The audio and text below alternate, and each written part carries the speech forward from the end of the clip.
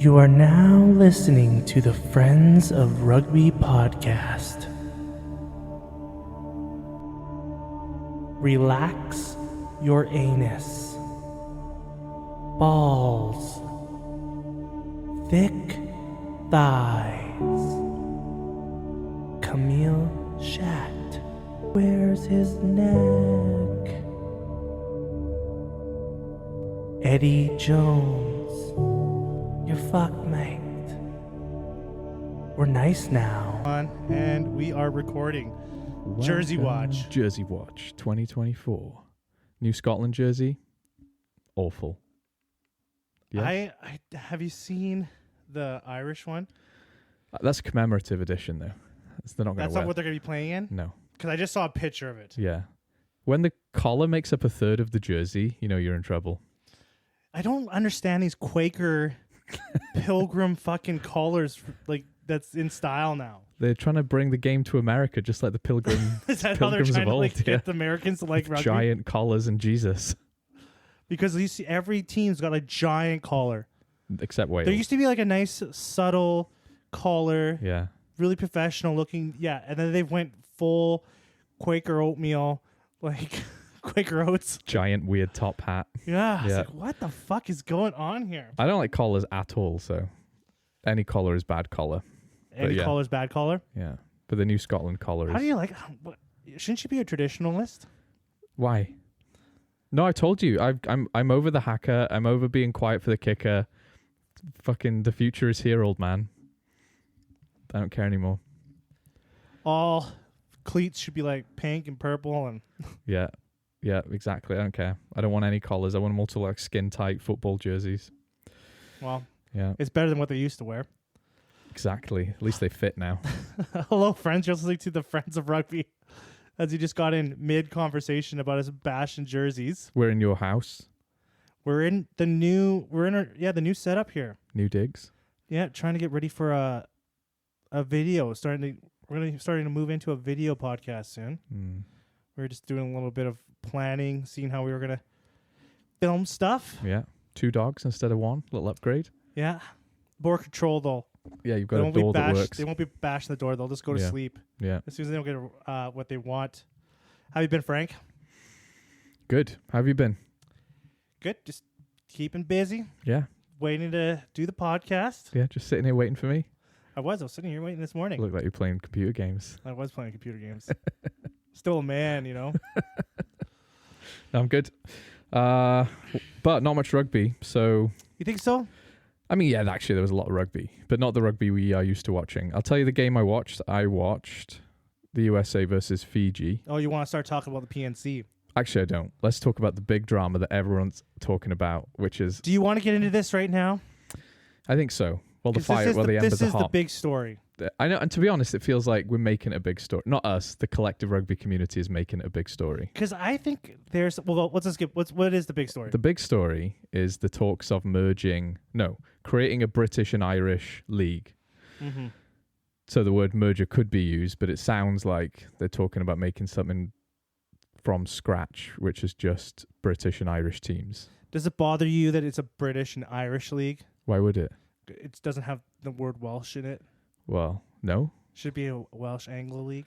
No, I always tell people this is a geographical term. I am British. So are Scottish people. Like, we're from the island of Britain, you know? Politically, maybe not, but that's accurate geographical description. Would Scottish people say the same thing? I'm British. Depends on... I mean, it depends if you're talking politically or geographically, doesn't it? Because Irish people are not British because they're not from the island of Britain, right? So it's geographical. So it's entirely accurate. So you think this news Yeah. is all bullshit? I think people are making a bit of a mountain out of a molehill. It sounds like that people are just having some conversations. Okay, so if you could go back... Because there's a lot more. Like, this story is being talked by a lot of people. Being talked about by a lot of people, including us. Including us. Right, Everyone's yeah. talking about this. Yeah. There's something going on because I've seen articles like this come out in the past. Yeah. In the past year. Yeah, we do seem to talk about it once every 3 months, don't we? But this time is different. Is now it, though? Everyone's talking about it everywhere. Okay. So there's more. legit conversations going on. And Yeah. now it is all speculation. Yeah. I heard from this guy. That's Yeah. all the news that's coming out. It's like, I heard from this guy that this guy said, but the news outlets that are picking up this story are more credible. That's true. I think That's the what's people going who on are with- reporting on it are people who I wouldn't normally expect to report on it, which gives it a bit of gravity, right? Yeah. When you see when you see people like you that you wouldn't expect reporting on rumors, reporting on this, Yeah. there's something underneath the Yeah. covers there. And the reason for that is because there have been official statements by the IRFU, the RFU, the URC to say about it one way or the other. But some of those statements were just like, yeah, we're not talking about anything, relax. In fact, the official statement from the URC was, we don't know what the fuck you're talking about. That wasn't verbatim, obviously, but they were just like, no, that's not happening. I thought there was some statements that there was some talks. I think the IRFU said we are having talks or something like that, neither confirming or denying that anything will change, but just saying, yeah, we're talking about it, which is surprising because it seemed to me like the conversation was that the Irish especially aren't that interested in merging with the English league. Why would they be? They're in a position of power now in their own league, right? They're really dominant. They have very healthy four teams. The introduction of the South African teams, But they got gotta love the English coming to them. I think that's Hey guys, Hey, remember us? We're friends, Yeah. right? We're cool. Yeah, I think that's what I wanted to say is like, if you went back 20 years to professionalism in rugby, particularly in the Celtic nations, if you could set up a perfect league, imagine this is professionalism is brand new. We've never had an RFC or a Gallagher Prem or even a French league in Europe, right? It's never happened. Professionalism happens today. How would you set it up? You'd probably make a British and Irish league, wouldn't you? That would make sense. That would make sense, yes. Right? But because the South Africans have joined and it has been successful, and you would say the URC is more successful overall than the Gallagher Premiership right now, the point that people are making is, remember when England denied the Celtic nations any kind of involvement with their league? This happened, right? They were like, no, we're not interested in that. We're going to be fine. You guys can fucking go do your own thing. You guys could play your Yeah. Tiddlywinks Well, fucking rugby. who's laughing now? Who's laughing now? Yeah. Well, not the Welsh, Who's but got all the pieces on the Monopoly board, yeah, motherfuckers? exactly. Yeah, they've got all the fucking blue fucking properties and they're landing on them. But What's your raw thoughts on this? raw, I think it's not. I don't think anything's going to change, but I wouldn't be surprised if in 5 years something changes. My overall really zoomed out view Let's is just pretend it's happening. okay. Let's fuck around here. All right. So, but for context, right? Rugby likes to think it's taken as seriously as other professional global sports. It likes to think it's in the same bracket as NFL, soccer, etc., etc. It's not. It's still in a primordial soup of figuring itself out. It still has massive financial deficiencies in a lot of the countries that are involved in it. It's still in the puberty era of professionalism, right? And people seem to think that it's not. People seem to think we're like already settled and these kind of talks are dramatic and unnecessary. This shit's going to keep bubbling away for another 10 years. There will be more changes. It wasn't that long ago that we introduced the South Africans into a league, despite the fact they're thousands of miles away. It wasn't that long ago we introduced Italy to the Celtic League, right? It wasn't that long ago that 3 English teams dropped out of the professional league. We're still in puberty here. We're going through changes. Our balls are dropping. We're growing hair in places we didn't know we were supposed to. So this is going to keep happening. These talks are going to keep happening. I think long term, 50 years, you would see a British and Irish league. And ideally, South Africa it already has the population to sustain its own professional league like France or England do. 20 years' time, why couldn't that happen? And that's no disrespect to them. As much as it annoyed me when they joined, they have brought value to the URC, right? France has 3 professional leagues now. If you've got the population and the money, you can do it. With relatively the same... What's the population of South Africa? Is it like 60 million? Is it 60 million? I think it's comparable to the UK. Is it comparable to France? That's what I'm wondering. No. France is 100 odd million, isn't it? It's over 100 million. So there's a few more million people in France. No, I think there's got to be more people. 60 million people in South Africa. It's bang on then. Yeah. France is like 100 and something million. No. Yeah, it is. Put money on it. That would be nuts. It's a big country. I'm going to say there's 60 million people in France. Okay. Let's see what 70 million. 67 million. Comparable. Is that all? Oh, okay. Comparable. I'm surprised by that. But you're talking about way different economies. You're talking about way different economies. You're talking about they're kind of a hub as well. Mhm. You know, geographically, they are like the middle of Europe. They're the most visited country in the world in terms of tourism as well, right? This is a big historical country with a big economy. So, I mean, you only got to look at the guys who are playing in the French teams, the French club teams, right? They import everyone from everywhere. You know, they're a pick and mix of rugby players. So, and England can do it if they get their shit together.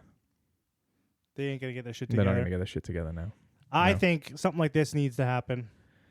Oh, Something like this needs to happen. change your tone. I was talking about it the other day is like the convolutedness of rugby leagues. Mm, When I'm trying to explain rugby to someone yeah. and I'm like trying to talk about professional rugby, I got to go into like Jim Henson. You remember Jim Henson, the storyteller? No. It's like The guy who made the Muppets? Yeah, Jim Henson. He had this show called The Storyteller, and there's a guy with his old ass dog, Oh, yeah. and he would go on to this like journey, he'd tell this story, Yeah. this like fantasy fairy tale story, and it was on for like an hour. I have to go into that mode to explain how professional rugby works. And then there's this league. But if you take a trail down to here, If you open this side door, you'll find and I another have to league. like explain the different leagues. I have to explain how they work. I have to explain the competition Yeah. like level on each league. Yeah. It's just all over the fucking place. And I know soccer's like that too. It is, but it's been consistent and it makes sense. Yeah, there's a lot going on, but if you describe it to someone, they go, okay, that actually makes sense. There's 4 or 5 tiers of there's 4 or 5 leagues of professional football in England, right? And everyone's like, wow, that's crazy. It's like, it's not that complicated. They're all stacked on top of each other. There's promotion, relegation, and there's a European Cup. That's about it, right? There's a couple of mini trophies involved, but they're all consistent. They've been established for many, many years, and there's not 4 or 5 countries dropping in and out every few years, right? It doesn't change. So it's different. My raw take is that South Africa, no matter what happens, South Africa is going to lose in this situation. Yeah, and here's the thing, right? I was saying this to you earlier. When they left Super Rugby, they knew that was a risk. Mm-hmm. It was a big risk, and I think it's paid off for them, at least for now. Mm-hmm. And it's like someone cheating on their girlfriend with a hot young model and then realizing, oh, fuck, this might not have been the best idea. Right? Why go out for hamburgers when you can have steaks at home, you know? I just don't see them winning in this situation. I really, No. honestly, I see this British-Irish league actually happening. I see something like this happening. I don't see it happening in 5 years. I actually see it happening sooner. Could be. I see it happening maybe in a year. I can Yeah. see next season, Yeah. it all comes into one thing. Yeah. I just see South Africa losing. I agree with that. And here's something which maybe some people don't know. On the kind of the board of who has a vote in the URC, South Africa don't yet have one. They will have one next year. So a part of me was a little conspiratorially going, maybe these talks are prompted by the other nations in the URC and the English realizing that and going, we've got a year to decide if we want to stick with this format. That's why I think it's going right? to happen sooner than later. Yeah. And who loses in this situation? The South Africans joining Northern Hemisphere Rugby Yeah. has raised the standard Yeah. around it has. everyone. Yeah. So the competition's higher because of them. Yeah. Now, having a British and Irish league is good for fans. It's good for the clubs financially. Yeah, it is. The rivalries are there. The travel's way cheaper. I disagree with those things. The rivalries? The rivalries aren't as well established as historical ones, and the travel is the worst thing about it. No, I'm talking about I'm talking about the British and Irish Oh, league. I'm sorry.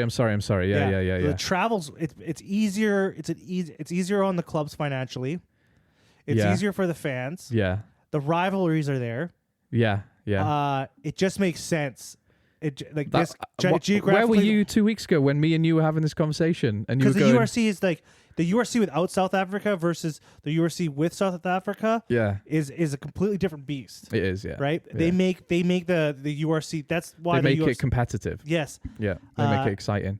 So Yeah. I think the Northern Hemisphere teams like like Ireland, Wales, Scotland, England, without those South African teams in there, Mm. are gonna miss out. Like how I think like the All Blacks are missing out. Yeah. So that's one thing. So it's almost like, what would you rather have? Well, another thing to add to that is one of the reasons why I think England want a piece of the South African pie is the TV deal money that South Africa brought to the URC, right? We can talk about rivalries and quality of rugby and standard of rugby all day. Ultimately, this is about money. And how does It's this all about financially hurt South Africa? It hurts everyone if South Africa are kicked out. So I don't think I South don't Africa think it hurts financially if South Africa leave. I do. If they have a British and Irish league, Yeah, and South Africans leave, yeah. are not in it, I don't think it hurts the British and Irish teams. No, it does because the TV deal. It's right. I think that'll be. The Gallagher Prem can't get a good TV deal now. I know, but now they have all the Celtic nations in there. Yeah, All those rivalries, all those heavily emotionally fueled games. but that's not how TV deals The work. amount of that now you have all these other fans inside watching too. That's not how TV deals work, though. Because now you need a big TV company who's willing to invest. They haven't got that now. Because now you have fans in Ireland that are worried about what the fuck the outcome between Bristol and the Harlequins is. Right, but and that's good. But Right. what I'm saying is purely from a business point of view, you need a large media conglomerate to go, we'll pay you a lot of money to screen these TV games, to put these games on our TV show. They won't have that without the South Africans. And also when you talk about having South Africa in the league, also as in a person from North America, that teams have to travel long distances yeah, to play anyone, basically. yeah, it's not a big deal for you. Not a big deal. It works. Yeah. If the NHL can do it, the Yeah. NFL can do it, Yeah, the NBA can do it, yeah. the But it Europeans could do it too. It becomes elitist, though, right? It means that I have to be a very wealthy person to go to away games regularly. Well, you wouldn't have to if you had an English and Welsh league. Yeah, I mean, English and Irish, British and Irish league, right. and the South African teams are still in there. Yeah. You still have a fuck ton of games that you can walk to or take your fucking Welsh carriage, whatever the fuck you have, Yeah. over to the games. Yes, Yeah. you can bicycle to the fucking games still. Yeah. But we've still except for the 4 times Yeah. you play the South African. But those teams 4 games are the most important. No, but if They make or break the we're league. hosting a South African team, Yeah. if we can't get 5,000 South African fans in our stadium, we're losing out on tens of thousands of pounds. That's the problem. That's a big problem there. If you're relying on foreign fans to fill your stadiums, you got to be filling your team stadium. Well, that's what I'm saying. Why would we want that? Why would we want to rely on people to come? Edmonton's not relying on Calgary to financially support the Oilers. No, but it's a city of 1 million people. Yes. Kinesi is a town of 32,000 people. We've historically relied on filling our stadiums with away supporters who live down the road. Maybe when you have a town of 32,000 people, you don't have a professional rugby team there. But they do. That's the problem. And that's the big problem. It's like you're trying to fit a square into a circle hole. You're just jamming it fucking in there. But it worked. It used to work. When did it work? They won it in 2017. They won the league before the South Africans were there. And then now that the South Africans are in there, you can't. Well, that's what I'm saying. There's 4 games a year where they're missing out on potentially thousands of supporters, which is a lot of money, right? So we could talk about... So when Leinster comes to town, there's thousands from Dublin coming over? Whatever it is, it's more than they would get of South Africans, isn't it? Just by virtue of it being closer to travel to, It's not cheap, but it's not thousands of pounds to travel to... I think 4 games out of... Because what happened to you... You have this league, this Super League. Yeah. Now you can have more rounds. But we've already got too much rugby. We actually need to refine the amount of rugby. I think you'd end up having less rugby. Now, here's the other implication of a British and Irish league, right? Is the Champions Cup. What's the point of the Champions Cup? It's so that teams from one league or another league can actually get to play each other, and we find out who is the best club team in Europe, right? Historically. If we had if the Super League was real, yes, the European Champions Cup would have to change. I don't think it would exist. I don't think it would exist either. I totally agree with you. It would go. But I think there can be some kind of cross competition, but I think it would be more like a knockout stage, maybe only a few rounds. Yeah. The champion of the champions, maybe the top 3 teams from the top 14. No, and I agree with that. And the top 3 teams from the British and Irish League play each other. Yeah. In like a little one-off knockout stages. Yeah, and the Black Lion can get involved. And you A can little cheeky Georgian team. put in a black line. But he could make it way shorter, way smaller. I like that. And it would mean more because every game, because it wouldn't be like a million games. It wouldn't be another league.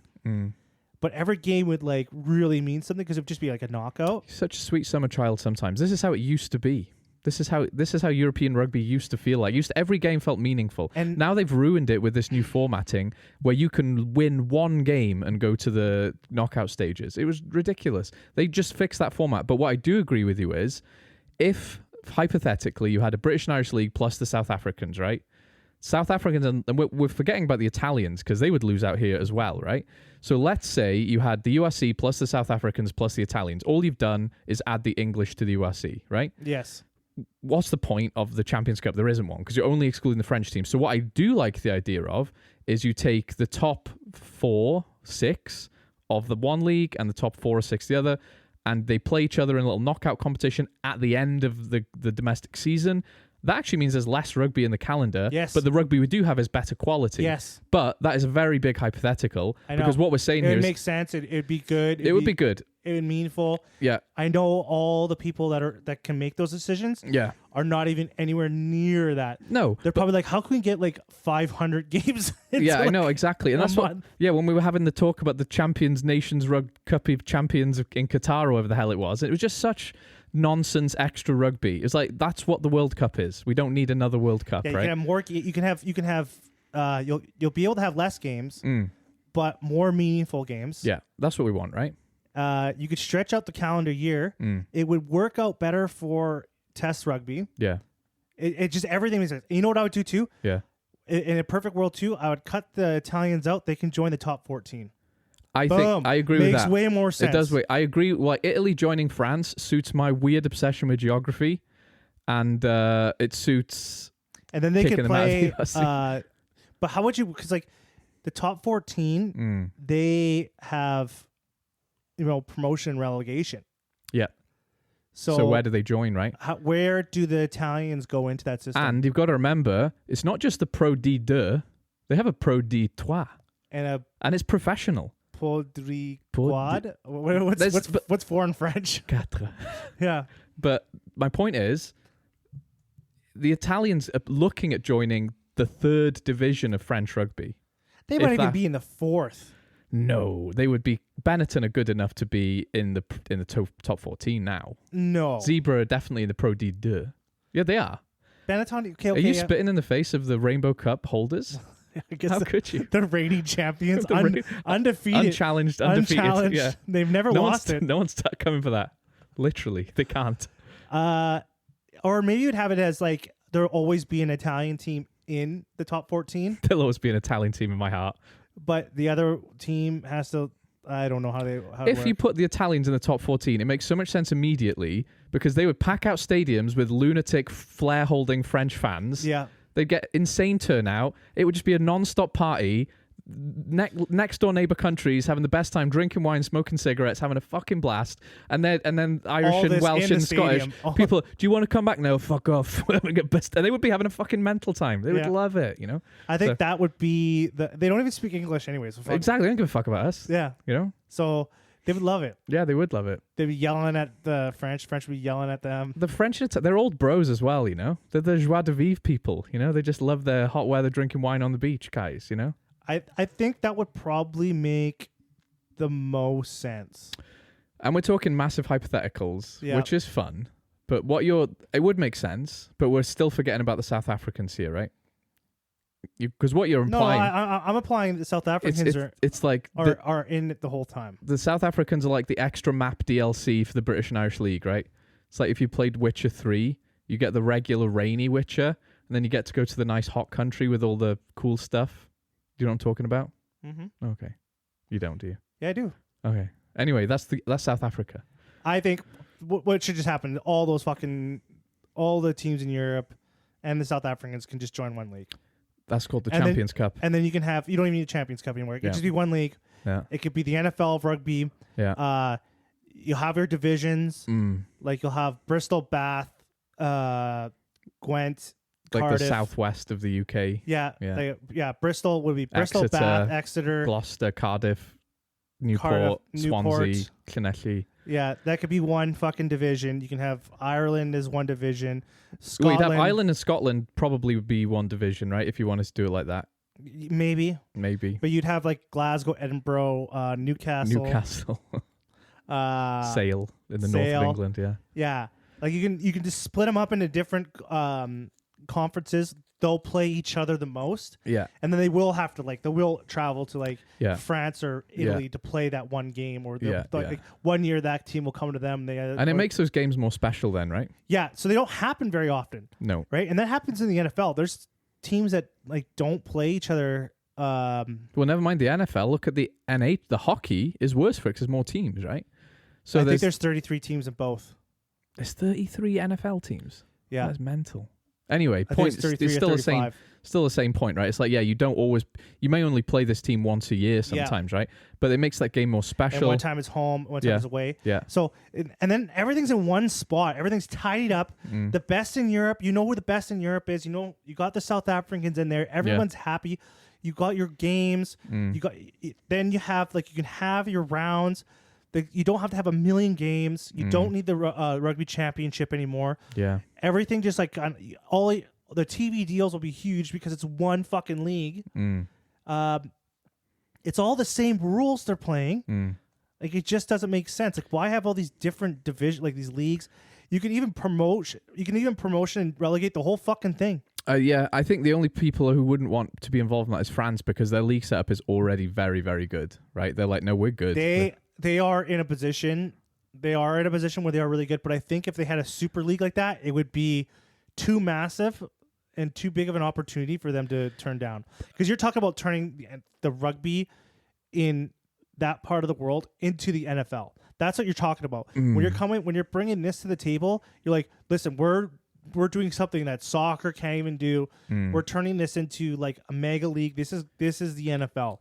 This will bring us. Now you have like hundreds of millions of people paying attention to one league. But that's kind of what happens in soccer right now, right? And the big problem there for me is like the Pro D-Dirt is the big problem. You've got teams there who really want to get promoted and play only French teams, and they love their league and they take it very seriously. And all of a sudden you're telling them you're an afterthought, right? You can even do it like if like the teams like the lowest seed like top 14 team, they get relegated. You could still do inter-country stuff. And I think you've got to look but at... it's just all one league. You've got to look at football as the example, like soccer as the example, right? Where you have big domestic leagues in most European countries, and there's just too many teams with too much money to agree to that. And we'll get there one day with rugby. We will get there one day with rugby. But I think we're pie in the sky here. We're amongst the weeds, whatever. You have to bring it back to this British and Irish League idea first. And if you remember when they started, they didn't just drop all the South African teams into the URC. There was a soft intro, right? They introduced the Southern Kings and the Cheetahs. Yeah. And they were shit. And then they kicked them out. They kicked them out. But that wasn't just, let's just introduce this and that's all we're going to do. They were testing the waters. So I agree with you. I think something will change in the next year. I don't think we're going to have this British and Irish League immediately, but they're going to try something. I wouldn't be surprised if they had maybe a Welsh team based in England who joined. Like maybe, they would join the Gallagher Prem. There'd be a Welsh team, WRU team based in England or something like that. Or they did something like that. They just tested the waters and said, let's see how this goes. And what'll happen is they'll be shit. They'll get kicked out and everyone goes, that doesn't matter. But everyone was actually just seeing, that was the canary down the gold mine, right? Mm-hmm. And they were going, okay, like, did they get turnout? Were they financially viable? We don't care if they win or lose. We want to see who shows up. How does it affect the mood of the camp?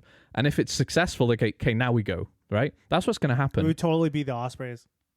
I think what would happen is, so there's a team in North Wales, RGC, and the WRU were trying to make them the Connacht of Welsh rugby. They wanted a fifth or maybe a fourth region if they dropped one. They knew they were going to be a developmental side, that they would get less funding. But the North Wales is insanely underrepresented in professional rugby. There's so much scope there, and the Wales under-20s play all their games in North Wales, so they have a good stadium there, right, in Arias, and it never quite happened because of the financial troubles that happened in Wales. But I could see them going, we're going to put this team in the Gallagher Prem if you're happy with it. Yeah, they might get a shit kicking, but we don't care. We just want to see if the turnout is there and if the money's there. Something like that, right? It's like the English and the Welsh rugby fans in that area. It's what's that movie with the big long fence across Australia, and the two boys are like talking to each other across the fence, but they can't play with each other. Empire of the Sun in Japan. I don't know what the fuck are you talking about? It's like a movie with the big long fence that goes across like Australia. It goes across Australia. Yeah, and then there's like the two boys, and they're like becoming friends. You're not talking about that movie about the German boy and the Jewish boy in Austria? No, this is like I think this takes place in Australia. I don't know what the fuck And they're you're like talking become friends, but they can't like because you have the two different leagues, and the fans are just like on each. It's a love story that no one would allow. I wish I could play against you, me too, and they're holding hands through the fence. Yeah, that's the thing. Like, people have a short memory in rugby. That's all we did for 100 years is play English teams, right? All the fucking miners and factory workers from Wales just get ready to fight the. We went to war against private them. school Yeah, boys that's in what England. happened for 100 years, and we were doing just fine. Just spitting on the bus as they come in. Pissing in bottles and throwing at people's heads, like. Yeah, I was watching. So I was watching something where the England bus was coming into. I think it was Cardiff. Oh yeah, and they're driving in, and people were like throwing shit at the bus, spitting on the bus. Yeah. I was like, "Fuck, this is awesome." Yeah, they still do that. This is what rugby needs. They still do that. That never stopped. Fuck yeah! Just like losing their shit. Just pissed up Welsh blokes in Cardiff. Yeah. I'm just so glad that rugby fans are not like soccer fans, though. Like, you know how they have to separate them? Yeah. I was so surprised by like Stade de France when I went there. How you can't just walk around the whole stadium. No. It was like you can't just like go from one side of the stadium to the other. Everything's like sectioned off and gated off. Yeah. And I was like, what the fuck's going on here? And it's because of the soccer fans. They're nutters. We're not far away. You know, we've got to be careful because this whole attitude in rugby of like, we're better than them, we're noble, moralistic people. We're a couple of beers away from descending to be complete fucking animals. Well, you know, even if you go to a hockey, like an NHL game here, depending on who's playing, there'll be fights. Of course there will. I went to a Montreal Canadiens Oilers game, and I saw like 8 fights as I was walking out. People were just getting drunk and fighting, fist fighting each other. We're not better than football fans, right? Yeah. We're just a smaller sport. We'll get there, I've no doubt. I was reading a thing the other day about some guys getting ejected from a Bath game because they were like fighting and just being absolutely.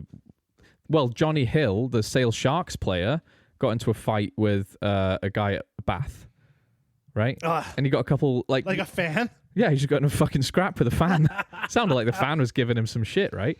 But I've been at rugby games where, this is a bit of a sad story. So it was Cardiff Scarlets, and Reece Priestland was having a bit of a shit run. He just was not on form, and he missed a kick, a conversion from 10 meters in the middle of the field, right in front of the post. Oh, man. He was just having a bit of a mare, and he was on a bit of a bad run of form, and he was obviously having a bit of a confidence issue. And we were in the crowd, and the entire section I'm in is just screaming, like, Priestland, yeah, shit, and all this. It was horrible, actually. And this bloke stood up at the front and goes, there's only like 9, 10, 12,000 people there? No, there was a lot of people there. This was Judgment Day. Oh, okay, so was it at the It was at the Millennium Stadium, yeah. It was pretty full. And like, so there's a whole section screaming, and this guy stands up, turns and goes, "Leave him alone, he's my son." I'm not sure he's telling the truth, but it broke my heart. It broke my heart. It's my son. Yeah. It's like, in Harry Potter when Cedric Diggory dies, "My boy." I'm not sure he's telling the truth, but it was funny and heartbreaking. My son. Leave him alone. It was horrible.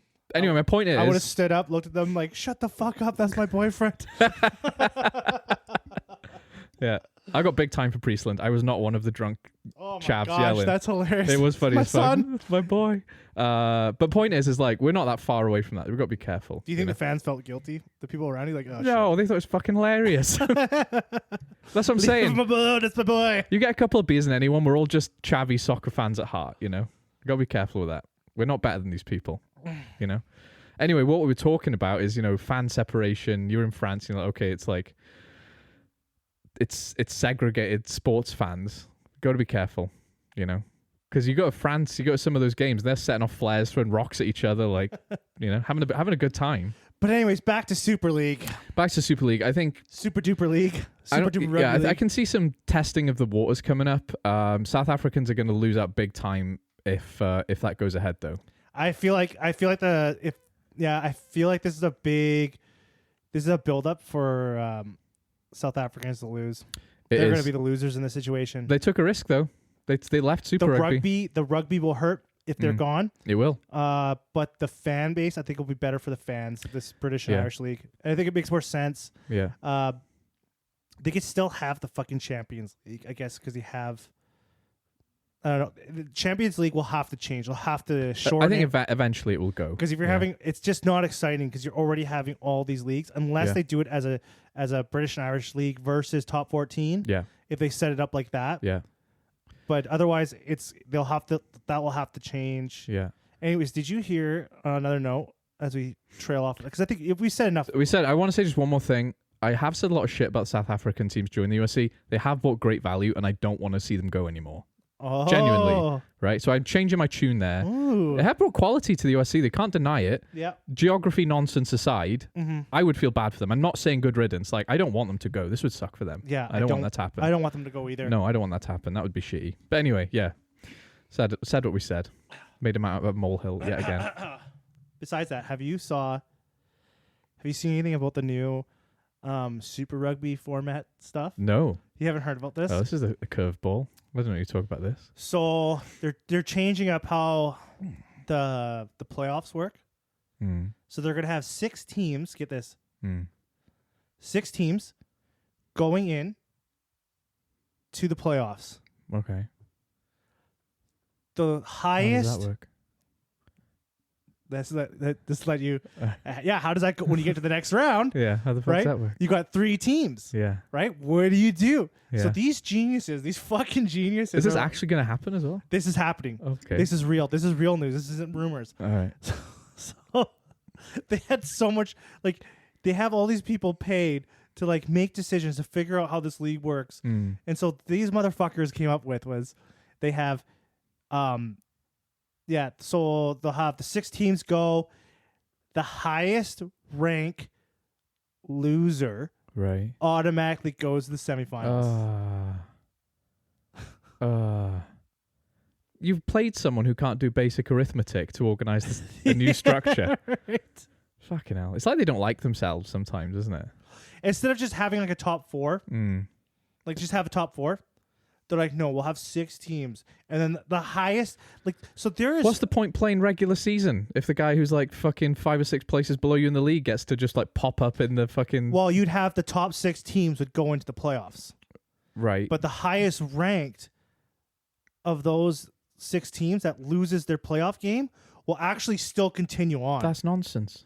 So if you're first place, You get 2 chances to win. yeah, you don't even have to, like, you really don't have to. You could put out a B team. You could rest your players for the semifinals. Like, you don't have to take that risk That is nonsense. because you'll automatically get thrown back into the semis. So for people... Or instead of having it like, okay, the top 2 teams actually get a bye and they go straight to the semis. Oh, that's awful. And then you can have the other four teams play each other. Like the CFL does that.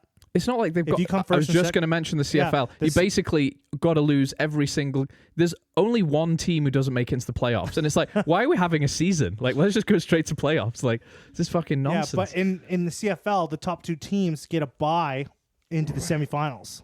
And then the bottom, the 3, 4, 5, 6...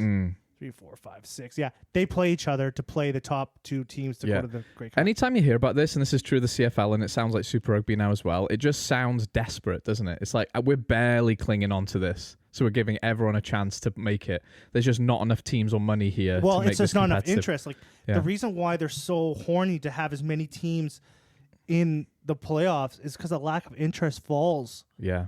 It just shows the weakness in the interest of the sport. If you can't have, like, the Prem, they're just like, yeah, we'll have the top 4. Yeah. Yeah. Because it's fine. Well, they've got relegation as well. Actually, they don't, but Right? when they got used the top to. 4, Yeah. like, the top 4 is fine. Like, the Super Rugby, like, they only have, I don't know, like 11 teams. Yeah. Just have a top 4. Yeah. battle to get into the top 4. Now, I think they're worried if they don't have the top 6, like Australian teams might not make it. Yeah.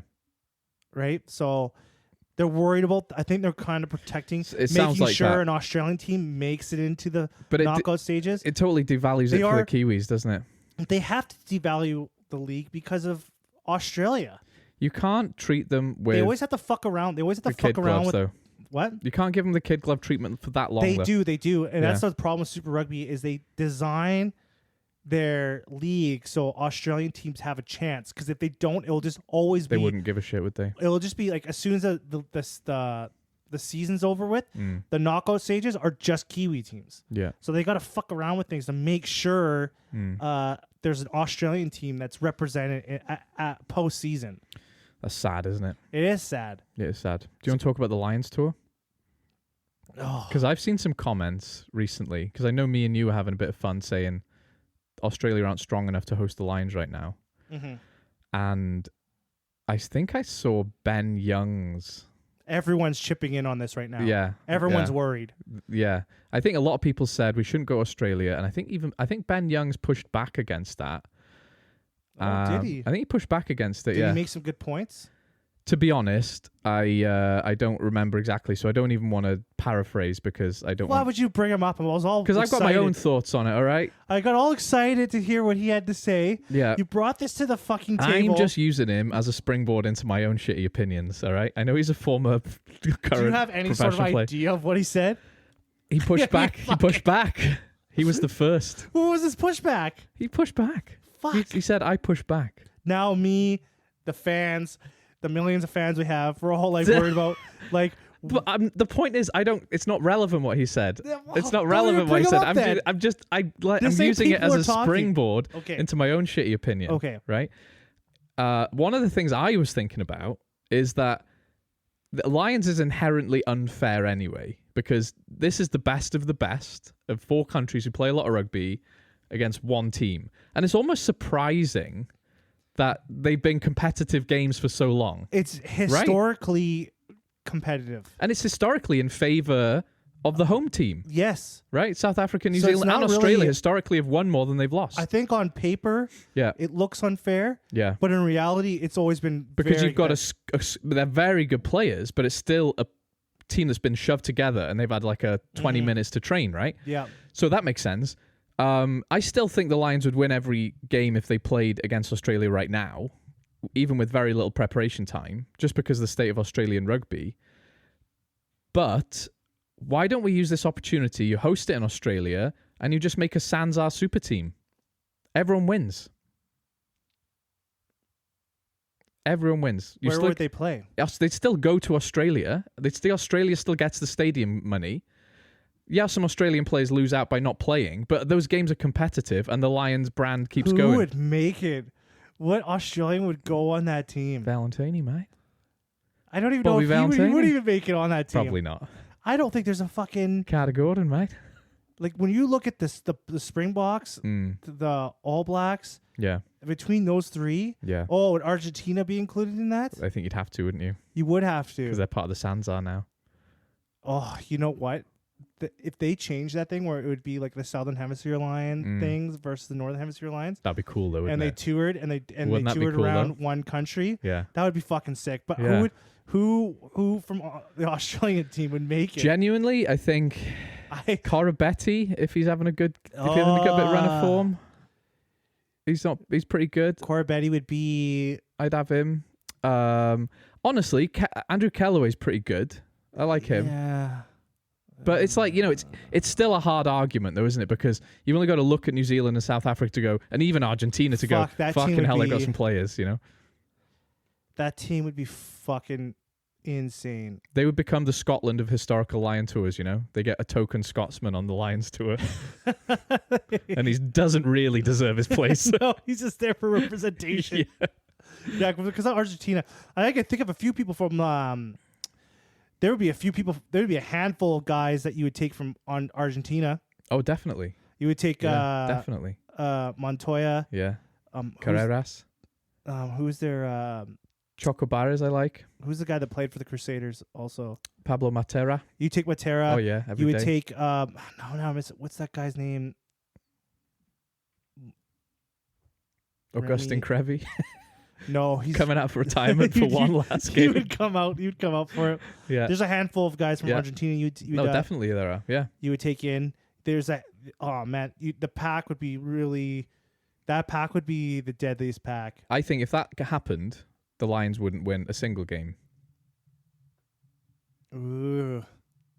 Well, actually, no. Now we're getting into some real weeds because then the question is, do you have basically all the Irish guys in your team to make sure you win because they've got the consistency, they've got the highest standard, or do you stay true to the spirit of it and actually include guys from other countries? I think you could put together a Lions team that would be competitive with the Southern Hemisphere. I want this so bad right now. This is like, why can't rugby do these things? I mean, the Lions itself is kind of cool and unique, right? Yes, that we it's a have great that is idea. given this idea. Without that, it would be an unknown. We wouldn't know we wanted it. Do you know what I mean? But because we already have the Lions, which we should be very grateful for, we can imagine these things which might one day happen. And maybe we should be grateful for Australia's downfall because I could see this happening. I could see them getting together and going, Australia, we don't want to exclude you. We still want you to be good. You host it. You can have a couple players, but let's put together a super team. And everyone's winning, you know? Maybe Australia a little bit less. But they're going to get battered, aren't they? They got to be in emergency mode. Yeah, they totally are. They have to be in emergency mode. Yeah. Because what I'm seeing is everyone is panicking. The whole world's panicking about this. I'm worried about, like, I don't want it to sound like I'm shitting on them. I want them to be good. Yeah, it's a bit funny sometimes, but as a Welshman, I see a lot of parallels. But we'll be fine eventually. We'll be fine long term. Yeah, your sport's not dying. No, like we're not losing people to another sport. You're not right? getting drowned out by like Welsh League. No, exactly. Like, and that happened to us in the 90s. That literally happened to us in the 90s, and we were still fine. Yeah. And people are saying, oh, football's getting big in Wales. Football's always been bigger than rugby in Wales. That's the truth no one ever talks about, right? It always has been. Rugby's not going anywhere in Wales. If we sort our financials out, which we will eventually, we'll be fine. Australia, I don't know how they come back, you know? I really don't see them coming back. So no, they're fucked. You know, they fucked themselves from the bottom up. Yeah. Like that's the big problem. Yeah. They are not doing anything to help to get new generations of players involved. Seems that way. It should be like they should be just all over the place, all over the kids rugby. Yeah. Yeah. That should be their main focus right now is rebuilding the sport from the bottom up. Yeah. And they're not doing that. No.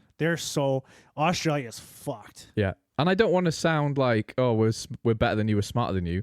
We're lucky in Wales that we don't have that problem. Because if we had a rugby league problem, we'd already be done, just like they are, right? We'd already be fucked. So I feel bad for them. I want them to be good. We've talked about this a lot, though. I just think that would be a cool Lions alternative, you know? And it would save Super Rugby somehow. I don't fucking know. Another thing, I finally started watching Chasing the Sun Season 2. Oh, is it good? Is it good? Because it was hidden. It's like this show's like hidden from us in Canada. Rugby is so bad at self-marketing, isn't it? Like, and it's free online and no one knows about it. Right? Anyone at home, if you want to watch Chasing the Sun Season 2, it's free on Rugby Pass TV. Yeah. You can get an account for free. Right now. Watch this show. Yeah. And it's great. And there was actually quite a bit of surprising things about this. But I want you to talk about that. I just want to say, when I watched the first season, when they won the 2019 World, I cried. Like, when he's talking about my pimpy and Razzie cries, I cried with Razzie. Yeah, this team is driven by. There's a lot more than athletics and sports going on with this team. Yeah, you can see how they're just so much better. Like how they're just one of the best teams in the world. Yeah, like they're playing a game. They're playing a way different game than everyone else. They're playing for way more than just the championship. It's like a country that mobilizes economy for war. They've mobilized their economy to be good at rugby because they're saving their nation right now. Well, Razzie's like sitting there and he's talking to his players. He's like, we're the only thing that fucking works in South Africa. Yeah. We're the only thing that gets better. Yeah. We're the only thing that works. And not only does it work, it fucking kicks ass. Yeah. It's something that everyone's so proud of, right? Yeah. It was just like, there was just like, a lot. Was Dwayne Vermeulen? Yeah. Vermeulen. Yeah. He's in there and he was talking about Razzie's like, what do you want? What's your goals? Yeah. for like the next like 4 years after the 2019. Yeah, because he's getting on as well, isn't he? Well, just for 2019. Right. Between 2019 and 2023. Yeah. 2023. But he was already getting on back then. He said, my only goal is to be involved in the 2023 World Cup. Respect. I don't care if I have to hit bags, carry water. I want to be involved in the next World Cup. Yeah. And I was like, man, what dedication. Mm. And it just brings me back to that Welsh guy Sam Parry. that had the fucking hissy fit and left.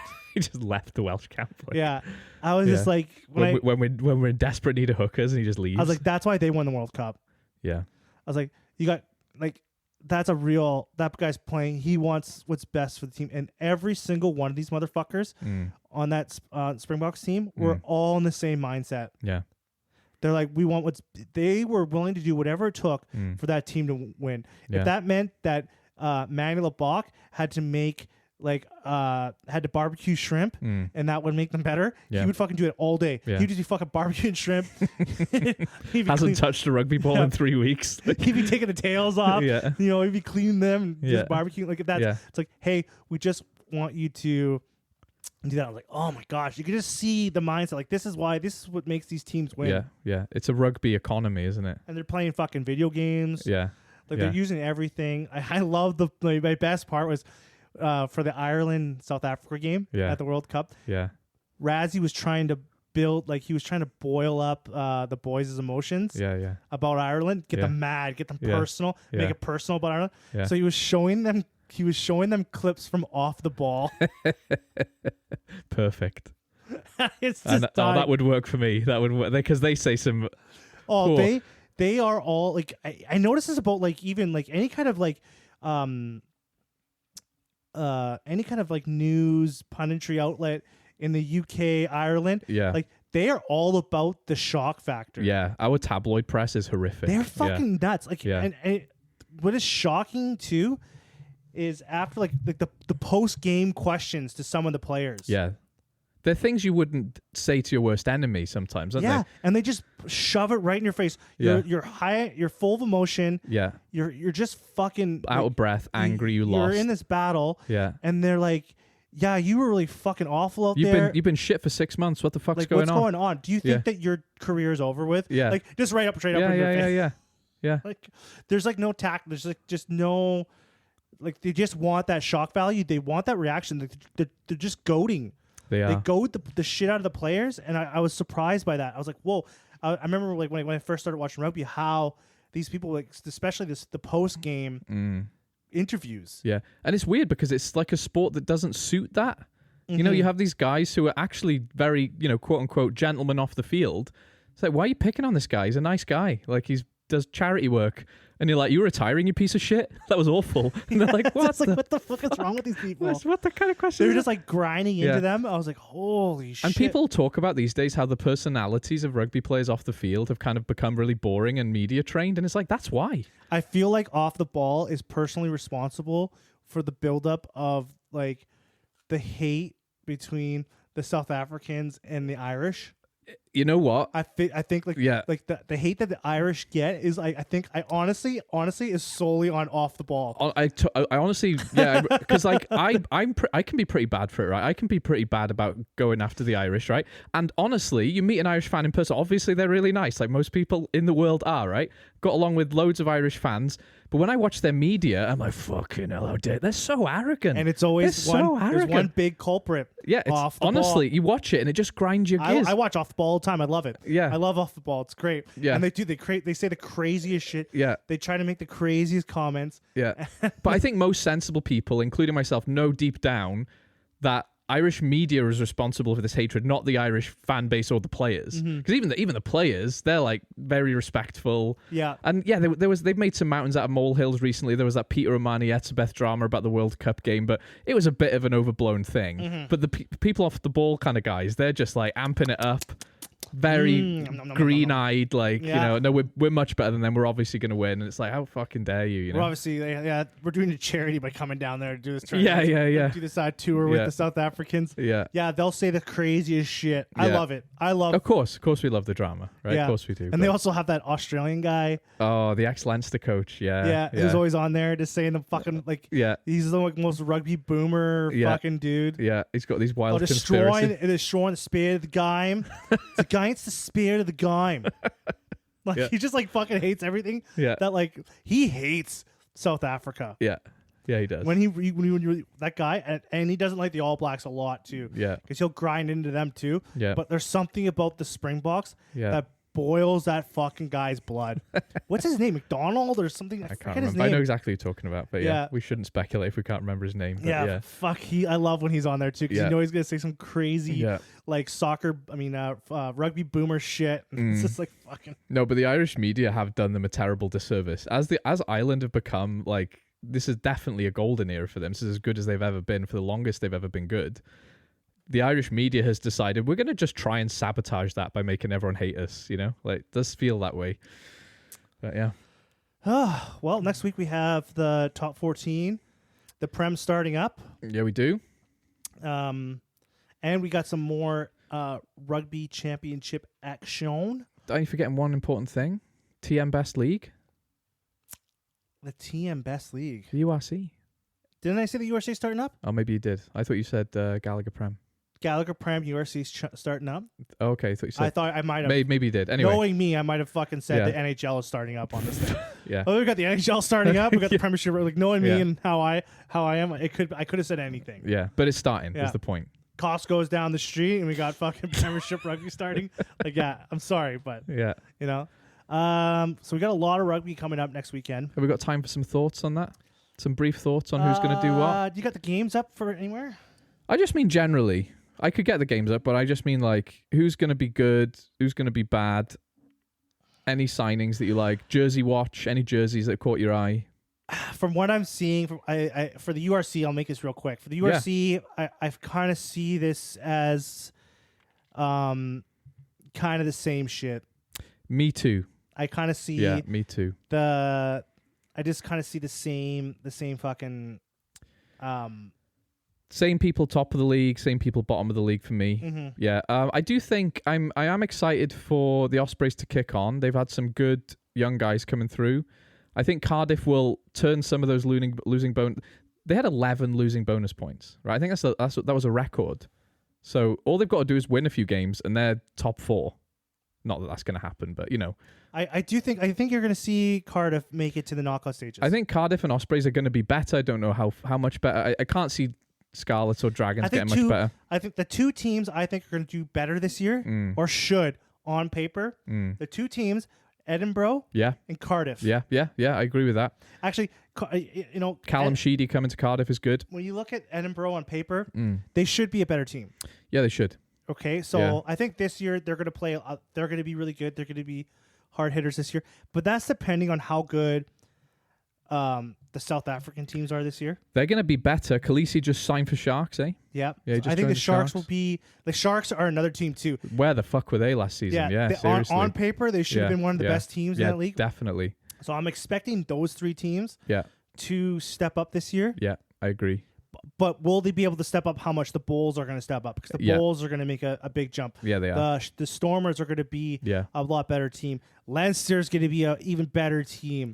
I think Leinster will be very, very good. I wouldn't be surprised if they're top of the league for most of the season, but I just don't think they will do much. No, having said that, they've signed an All Black and a Springbok. So, yeah, if those guys get enough game time, those guys are game changers. Snyman and Barrett. Yeah, I don't know. So, I think Munster will probably be the same. Yeah, there or thereabouts. They'll be like in the middle. Let's not forget with Munster, they actually had 2 ropey seasons considering they won it 2 years ago and made it to the semi-finals last year, right? Yep. They had the last 2 seasons for Munster, they lost a lot of games and had a lot of injuries. They just won at the right time. The Champions Cup, they have a good squad, but they did get fucked last year with injuries hard. They really did. Yeah, they really did. They got fucked with injuries. They got some bad luck. They started pulling together at the end of the season. Yeah. I feel like they're going to be better this year, but I don't think they're going to be roughly in the same situation. Which is not a bad place to be, right? Because they're Yeah. still up there. You know, Connacht, I think it's going to be the same. I don't think Connacht have not made enough signings for me to. Ulster, I don't fucking have a clue. I don't think Connacht or Ulster are going to do very well. Ulster don't even have a 10. No, they have not signed the right people in the right places. Either team. Glasgow will be. I think this will be really good for them. I love writing them off, so I'm going to say this is the year they collapse. I'm going to say they're going to do really good this year. Yeah, they probably will. I'm joking. Benetton, I just don't know enough about Benetton. Yeah. Hopefully they're good still. Zebra is going to be shit still. Yeah.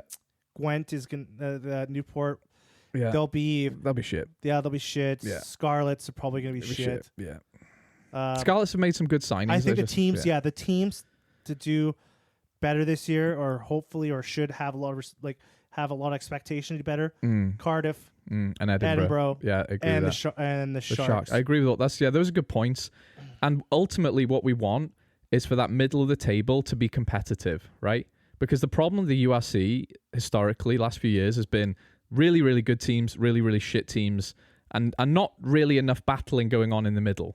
I want some of those historically lower league teams, which is recently Cardiff and Ospreys, Edinburgh, etc. Actually, not Edinburgh, they've been up. But, just want the mediocre teams to get better so that it's more competitive, like the Gallagher Prem. Speaking of which, I don't see that going much different. I can see Bath, Northampton, Harlequins getting up there. I kind of have a feeling that the Newcastle is they're not going to win the league. They're definitely not going to make the top 4. But I have a feeling that Newcastle is going to have a step up this year. What's that based on, though? You need evidence for these claims. Is it just a vibe? Just a vibe. I have a feeling. What's his name that they hired over there now? Running the program. Is it Diamond? Steve Diamond? Steve Diamond. Yeah, I think it is him. Okay. Yeah. I don't know. I just have a feeling. Just got a feeling. That's okay. Yeah, I don't need to give you the third Thanks degree for about calling this. me out on it, but You can have a feeling. Yeah. You can have a feeling. I don't feel it. Northampton, I don't know if they're going to be as good as they were last year. Why not? Didn't they lose a bunch of players? They lost a couple, yeah. But they're keeping their young, sexy backline. I think Exeter is going to be the team to beat. Exeter, with their team of young Welsh children. That did really well last season. No one expected them to do as good as they did. Yeah. I think that experience and that build-up they did is going to transition to this season. We're finally stepping up, are we? Yeah. I think they're going to be a fucking heavy hitter team this year. I like the sound of that. Saracens have a lot of changes. They do. So I don't know. I don't know what they're going to be. They're always traditionally a good club. Sale have made a lot of interesting signings. I could see it being Sale, Harlequins, Bath and Northampton up the top. That's what I think. Oh. Yeah. Which I don't think is that controversial, actually. I think that's pretty... Who is Sale? Oh, I put me on the spot. There was about 3... Anyway. This is revenge for... Yeah, that's fair. That's a fair comment. I can't remember, but I was reading about it a couple days ago. For me to have it on the top, my top 4, just roughly, I think it'll be... Let's go with Harlequins. Yeah. Sale. Yeah. Exeter. And Bristol. Bristol. Mm-hmm. Actually, I don't know why that's so controversial. Sharks signed the Fijian captain Naya Kalevu. He's class. There's a couple others as well. But that's a big signing. Anyway. Yes, I see those. I think Exeter are going to win the Premiership this year. Bold claim. I'm going to go Northampton back to back. No, they lost Courtney Laws. So that was their team. Did they? Yeah, they did, didn't they? Yeah, he's in the Pro de Deux. He's not even in the top 14. Yeah, but apparently you make big money in the Pro de Deux. Yeah, in his deal was big cash. Yeah. Private school money for his kids. Yeah. Like, he got a lot to go there. This is why the French league does so well, eh? What they do is every club has reinvests. A crazy millionaire owner. Yeah. But what they do is, and it's smart, if all the teams give a third of their profits to develop the Pro de Deux, they just give them money. That's why they got so much fucking money. They share the money down. They share the money down the ladder. That Yeah. would never happen in the URC. Can you imagine a Scottish team going, "Hey Wales, you want fucking £1 million?" No, it's not happening. When you draw the lines on the countries, no money's going across the border. What France have got is this nice little setup where they're all helping each Yeah, other but that's out. goddamn sports socialism. It is goddamn sports And socialism. I don't want no goddamn sports socialism I just want. in Can we my have a little URC. bit? I want a little bit of You either sports. sink or swim We're sinking though. Can we until the biggest dog starts sinking, and then the government bails them out. But that's a different story. Can we have 20 quid in the meantime to Yeah. pay people? But yeah. And then we got the URC happening next weekend. Yeah. Australia has to play the All Blacks. You mean the rugby championship? Man, see, like what I said. Yeah, that was weird. You were Yeah. close though. The URC is not far away from the RC, Yeah, so you're not far off. the TRC. I've lost interest in the rugby championship after last weekend a bit. Really? It's not. I mean, There's too many bye weeks. There's too many bye weeks. There are too They many take bye weeks. too many breaks, and it kills it. It kills the. Yeah, it kills the momentum. I almost forgot that it was like going on anymore. But it's already over They keep now. having this they keep having this 2-week break. Yeah, And after every round, they have like a 2-week break, and I'm like, man, like stop. it does kill Have it. one. Like what's with all these buys? Yeah. Like why do you have to stretch it out? Like the rugby championship doesn't have to be a year. Like fucking like what the fuck? Mm. Yeah, it's too. I don't like the breaks all, and a lot of people. I don't complain like the about that. 2 home games they've done either. I don't like that you get 2 home games until like the final round or whatever. It's just detracts. I think it from saves on travel. You can't. It's just like it's such the huge differences Yeah. in going back and forth. Yeah. This round is back and forth. It is. It is. And I understand that's logistical and financial constraint. It's not, probably not by design. And But Argentina have a chance to win it. They have to beat the Springboks twice. here's the I'm not excited for any of these games now. And I think that's inherently the problem with the rugby championship is like, it's never been competitive enough for me to care because, yeah, it's the best 2 teams in the world playing, but it's also Australia and Argentina who aren't going to win. Well, Argentina beat the fucking All Blacks. But they've never won the rugby championship. No. And I don't think they ever will. Not for a long bloody time. And Australia similarly, there's no chance of them winning it now. No. So it's not competitive anymore. South Africa have won it. We're going to see the Australians get hammered by the Kiwis. And we're going to see South Africa. I would love to see Argentina beat South Africa. I just can't see it. You got the 2 top teams, Argentina and South Africa, going at it. Yeah. You got the bottom of the barrel All Blacks versus the Wallabies. You just killed all 2 of our remaining listeners.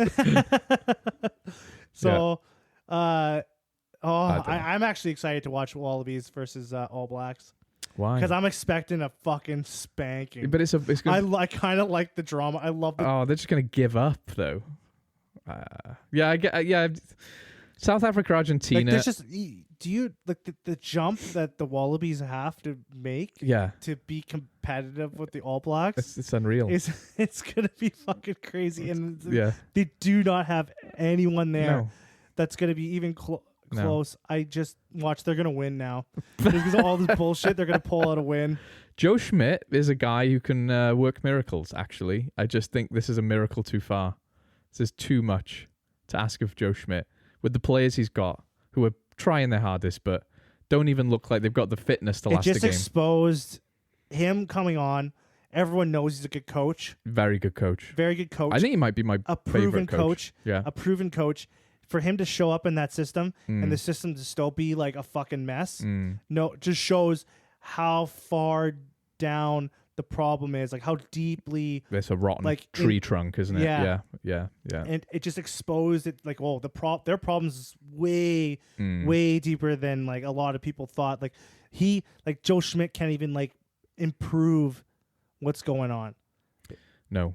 So They should be grateful for that win over Argentina, to be honest. yeah, because it's like their only win. Yeah. In the rugby championship. Actually, they haven't lost as many as Wales have recently. They beat Wales twice. They beat Argentina. Like, they're not, on paper, you might think they're in a bit of a ropey year. It's all the stuff off the field that makes you go, fucking hell, this is bad news. How many games has the All Blacks won in this rugby championship? 1? No, No. they beat. I think they only have one Beating Argentina. once, Oh, yeah. and then they played the Springboks and lost twice. Jeez. So they only have one win in this rugby championship. Wow. And the Wallabies only have one win. Wow. That's a statistic. So right now, technically, these 2 teams are going at it. They're equal. This is some real bottom of the barrel stuff. Yeah, so they're fucking going. They're fighting for the wooden spoon here. These 2 teams. Holy moly. Yeah. Imagine the All Blacks like lose. Like they come in last place. Like imagine the fucking like the shit storm that would happen in fucking in New Zealand. Yeah, Did you read that article I sent you about not blaming Super Rugby? I did. I Yeah. thought that had some interesting points. When I read that, I was like, oh, yeah, this guy's making some good points here. Yeah. Like they're like, don't blame Super Rugby because they have all these fucking guys that are not even playing Super Rugby Yeah. playing on these teams, and all these top players Mm. that were fucking crushing it in Super Rugby not playing. Yeah. That's true. Yeah. That really exposed. That article Exposed Super Rugby a bit, didn't it? exposed Super Rugby, exposed Scott Robertson for being like, "What are you doing, dude? Like, Yeah. are you just going for your favorite players?" Yeah. Well, but the thing is, like, a lot of these Kiwi players, they have been doing sabbaticals in Japan, Yeah, and they're doing that because the seasons kind of are misaligned in a good way, right? You can go and play in Japan and you can play in Super Rugby. You can do a bit of both. But then I was watching Fiji, USA, and I think the game was in Japan, and in the stands was Richie Mo'unga, sat there watching it. And he is a really good example of the problems that New Zealand have right now, where historically New Zealand were in such a good place, they would let their players go off for a year, right? Because for any other country in the world, if you said, I'm going off to play for Japan, the National Rugby Union would lose its fucking mind and go, okay, you're done. We don't want to speak to you ever again. How dare you be disloyal? New Zealand were in such a comfortable place, they were like, you go have your fucking ayahuasca trip. yeah. Come back enlightened. But then the guy started doing that, and Moang is the best example. He just didn't come back.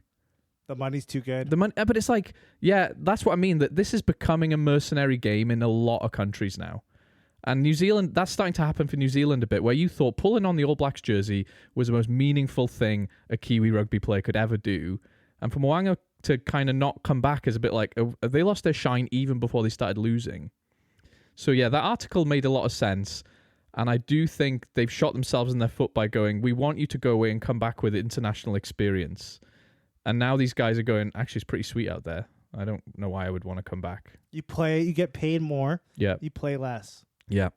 Yeah. And you play at a standard where the goal of every employee is to make more money and work less. That's the point I'm trying to make. Rugby has become corporate and it's snuck in a bit. The pulling on the jersey, the national pride of playing exists in South Africa to a massive degree. Yeah. And you look at Ireland where these guys would rather sit on a bench for Leinster than go get experience in the Gallagher Premiership where they could get as much game time as they want because they're fucking rock stars, right? Someone like... but at the same time... Yeah. What's different there is those guys sitting on the bench are working less and making really good money. That's the point I was going to make, though. That's the point I was going to make about it financially. Because on the surface, you could say, wow, why are these Irish guys so proud to stay and play in Ireland? It's like, no, they're getting paid a lot of money to be academy products or to be the second in line. They are financially compensated well enough to be invested in the system. Because they don't have to report shit. No. There's no fucking salary cap. Yeah. So these players are making more money Yeah. than what their contract shows. Exactly. They're probably getting perks all over the fucking place. Yeah. They're probably getting free houses. I don't know. Yeah. They're probably getting all sorts of shit that like sports teams do. Yeah. To stay there. Exactly. Like it's like how the Saracens were exposed for that because it was in their rules. Yeah. We'll give you a house and a stake in a business, Maro Itoje. Yeah. But they were like, that's explicitly against the rules. In other countries, it's not, right? So they can not only pay you, absolutely right. They can not only pay you, they can give you a million other benefits. They'd be like, yeah, you could go there, but if you go there, you lose your company car, you lose your stake in this business, you lose your Leinster shares, It's like what, it's the same here too. Because for the NHL, like our market in the city that we live in, it's not a desirable place for top players to play in. Right. So they're behind closed doors. There's a lot of dealings going on. You want to stay a lot of extra shit these guys are getting. Yeah. And they know how to get around the rules. That's right. Right? Yeah. But when it comes to But there are no rules in the USC like that, right? No. So they can just get away with it. Fucking Wild West. Yeah. But what, point I'm trying to make is money is taking over our sport, and money takes over all sports eventually. And actually, I think that's the natural evolution where we get to a point where we're like football, where it's very competitive and amazing. But we have to accept there's an ugly financial aspect to it. People are less proud to play for their country, and they just need a payday. And who can blame them for that, right? It's a short career. And you only got to look at Wales, right? Contrast that with Wales, where we have 81 overseas players and a lot of those guys are starting Welsh players.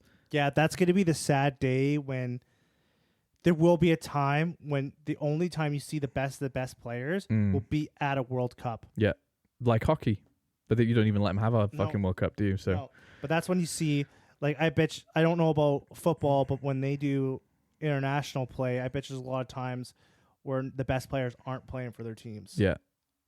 And only when it really, really matters. I think about probably the Euros. Yeah. And then the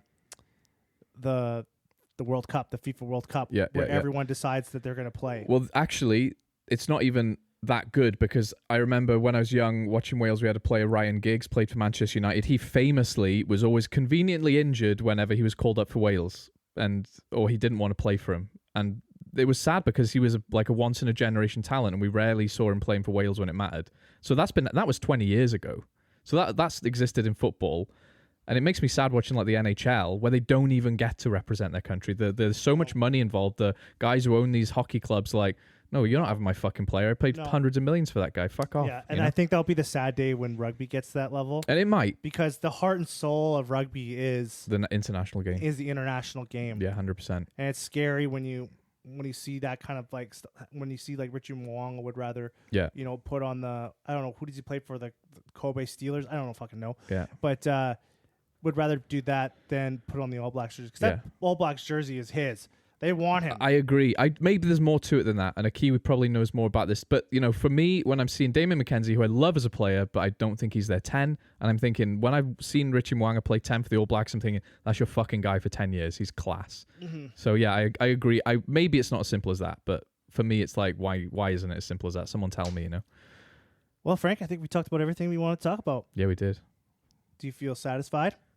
Yeah, I do actually. Do you? I feel like I made some valid points. I got it all out. We're sitting on some sofas. We're relaxing. Does it feel therapeutic to you? It does. Very therapeutic. Do you get to the end of a session and go, I'm lighter? I feel like I got all that rugby soul out. is lighter, yeah. Well, friends, like and share the podcast. Yeah, please. Don't message us on X. Why not? I think I'm going to delete the X count. Get a Threads one. We're going to go to Threads. Okay. We're going to go to Threads where everyone's like happy and nice. Well, it's the same bullshit, but yeah. Slightly less nutterona, yeah. Yeah. Like and share the podcast. Yeah. And pretty soon we'll be going into video form. And it's going to be exciting. Yeah. Well, have a good one, friends. Yeah, take it easy. You do your bye. No, I'm not doing that. Just do it. I'm not going to stop this.